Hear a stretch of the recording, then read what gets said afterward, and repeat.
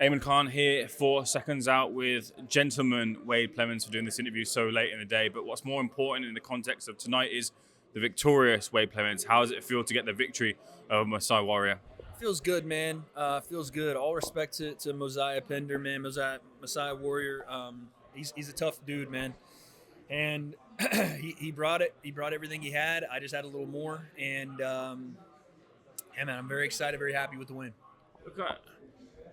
Going through this whole experience and like we spoke about in the lead up to it, being on the outside looking in and now being fully involved in it, was this a little bit weird?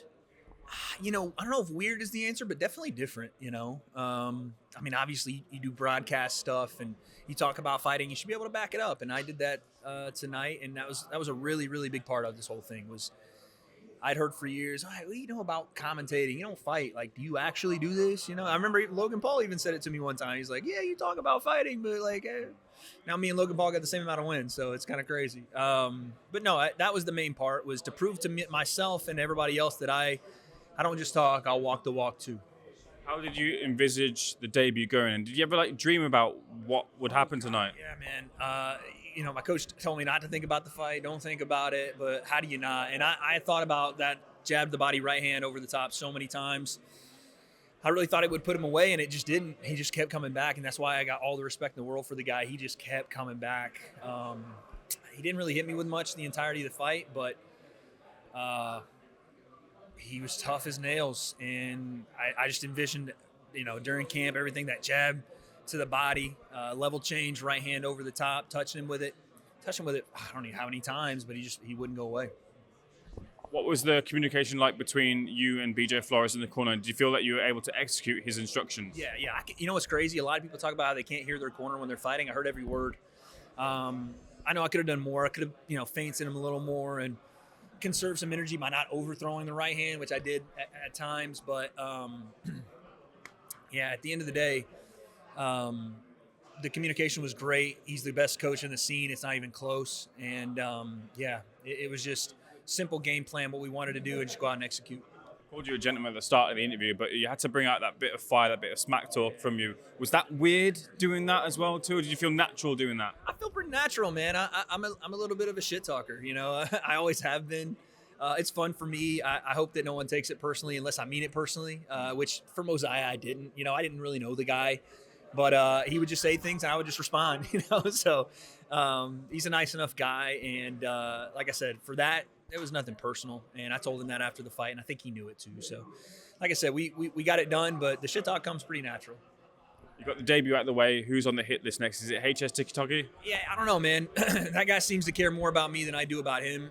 He's got some things he's got to get taken care of, it seems like, but we'll see. We'll see what happens. I got a lot of fun commentary stuff I can do right now, some big commentary stuff that is coming up, and we'll see more as the year goes on, how much the fight stuff lines up with the commentary stuff. That's the fun thing about this whole influencer boxing scene, is that I have a lot of opportunities in it. It's not just I have a lot of opportunities. I have a lot of opportunities in this.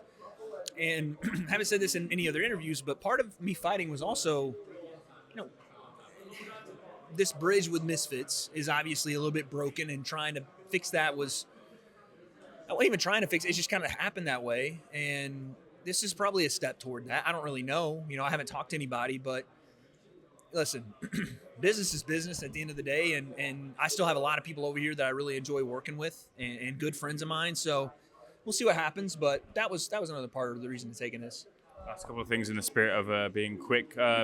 Big announcement came tonight, KSI versus Wayne Bridge. Okay. Does that get your juices flowing? Yeah, you got to tell me. Wayne Bridge, from what I understand, is a soccer player or footballer out here, and I guess he may have had a fight, had a charity deal.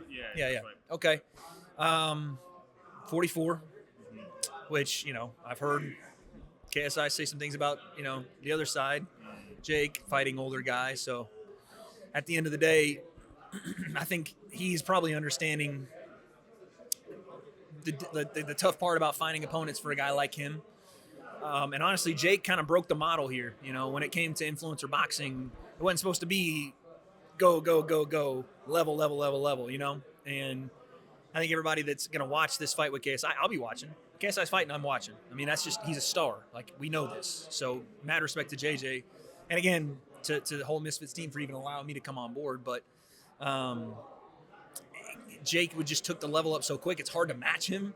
And I've always said this, why should they? Why should they match him? Just do what you're doing. So if this is what he wants to do, then I'll watch. You managed to watch a little bit of Darren Till's knockout victory over Anthony Taylor? Yeah, man. Darren is so freaking dangerous with that left hand. Touched him with the left hand, stepped back, uppercut with it. He was doing a lot of stuff in there that AT had never seen at this level. And, you know, we talk about levels. AT found out what the level of a high world-class striker was tonight.